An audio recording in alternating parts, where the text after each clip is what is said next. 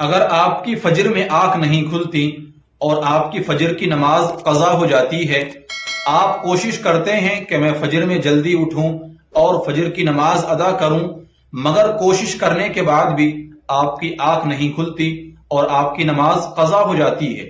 آج میں آپ کو 5 ایسی ٹپس بتانے والا ہوں، 5 ایسی باتیں بتانے والا ہوں۔ اگر آپ نے ان 5 ٹپس کو فالو کر لیا، 5 باتوں کے اوپر عمل کر لیا، تو انشاءاللہ 100% آپ کی فجر میں آنکھ کھل جائے گی اور آپ کی نماز قضا نہیں ہوگی۔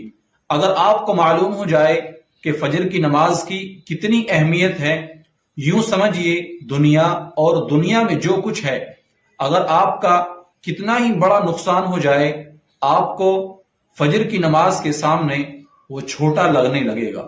فجر کی نماز کی اتنی اہمیت ہے۔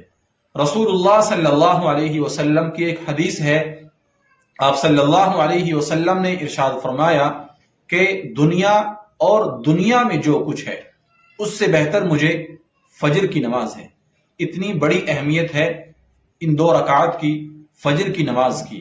آپ ان 5 باتوں کو فالو کریے، انشاءاللہ آپ کی آنکھ ضرور کھلے گی۔ اور اسی طرح حضور صلی اللہ علیہ وسلم کا فرمان ہے کہ اللہ تبارک و تعالیٰ نے میری امت کے لیے صبح کے وقت میں برکت رکھی ہے۔ حضور صلی اللہ علیہ وسلم نے دعا فرمائی کہ اللہ میری امت کے لیے صبح کے وقت میں برکت رکھ دے، اس لیے آپ اس سے ضرور حصہ لیں۔ وہ 5 باتیں کون سی ہیں جن کو فالو کرنا ہے، جن کے اوپر عمل کرنا ہے، انشاءاللہ آپ کی آنکھ ضرور کھلیں گی۔ نمبر 1، جب بھی آپ سوئیں آیت الکرسی پڑھ کے سوئیں۔ جب بھی آپ بستر کے اوپر سوئیں تو آیت الکرسی آپ ضرور پڑھیں۔ نمبر 2، آپ جلدی سوئیں، جلدی سونے کی کوشش کریں، مگر آج ایک رواج بنا ہوا ہے کہ لوگ بہت دیر سے سوتے ہیں، بہت لیٹ سوتے ہیں۔ وہ یا تو موبائل چلاتے رہتے ہیں یا محلوں میں اسی طریقے سے چوراہوں پر بیٹھ کر وہ گپ شپ کرتے رہتے ہیں، جس کی وجہ سے صبح میں آنکھ جلدی نہیں کھلتی۔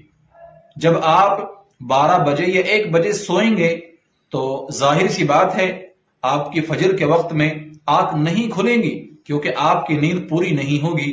جب آپ جلدی سو جائیں گے تو آپ کی آنکھ جلدی کھل جائیں گی۔ اس لیے دوسرا کام یہ ہے، آپ رات میں جلدی سونے کی کوشش کریں، پھر آپ کی فجر کی نماز قضا نہیں ہوگی۔ نمبر 3، الارم لگا کر سوئیں۔ جب بھی آپ سوئیں آپ اپنے فون میں الارم لگا کر سوئیں، اور الارم جو لگانا ہے وہ 5-5 منٹ کی تاخیر سے لگانا ہے، یعنی 5-5 منٹ بعد لگانا ہے۔ اور جو آپ کا فون ہے اس کو اپنے پاس میں نہ رکھیں، فون کو تھوڑا سا اپنے سے دور رکھیں، کیونکہ جب آپ کا الارم بجے گا، اگر وہ آپ کے پاس فون رکھا ہوا ہے تو آپ اس کو بند کر دیں گے اور پھر سو جائیں گے۔ اسی لیے اب آپ فون کو تھوڑی سی دور رکھیں۔ جب آپ کا الارم بجے گا تو آپ اس کو بند کرنے کے لیے اٹھیں گے، اس سے بھی آپ کی نیند میں خلل پیدا ہوگا، پھر آپ نماز کے لیے چلے جائیں گے۔